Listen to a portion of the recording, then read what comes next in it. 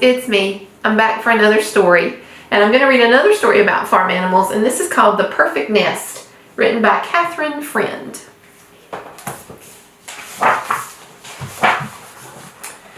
Jack the cat gathered together everything he needed and then built the perfect nest, dry and cozy and just the right size. Kind of weird that a cat would be building a nest, isn't it? But the nest was not for Jack. With this perfect nest, he would be able to attract the perfect chicken, who would lay the perfect egg that would be able to make the perfect omelet for a cat like Jack. Soon enough, a chicken came along. Caramba! She cried, a perfect nest. She hopped in and laid a small egg. Then a duck waddled by. Sacre bleu, she cried, the perfect nest.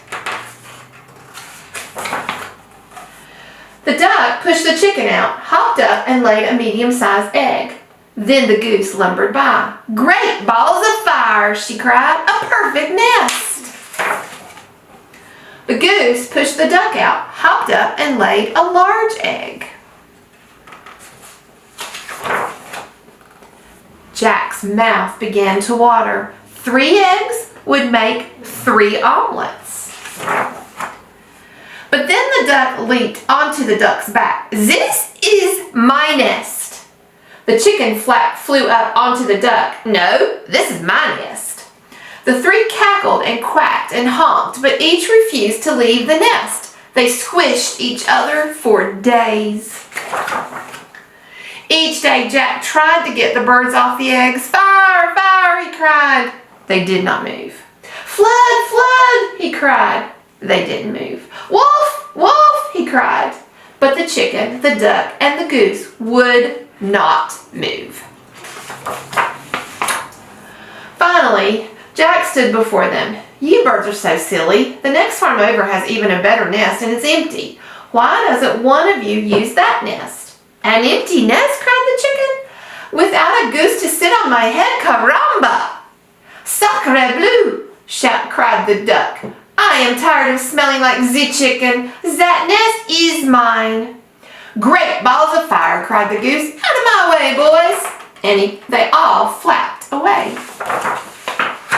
Alone at last. Jack returned to the nest and peeked inside. He arranged the eggs neatly in a row. Small for breakfast, medium lunch, and large dinner. Jack's stomach rumbled. But then, crack!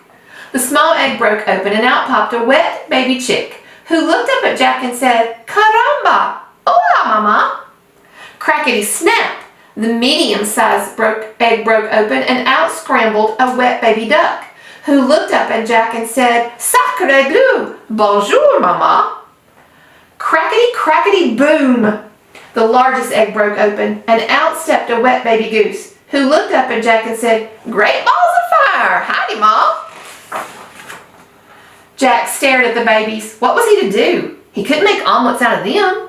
Dry me, cried the soggy baby chick. Feed me, feed me, feed me, said the hungry baby duck. Play, play, play, cried the excited baby goose. Jack hid in the barn. The 3 babies found him. He hid in the woods. The 3 babies found him. He hid under the tractor.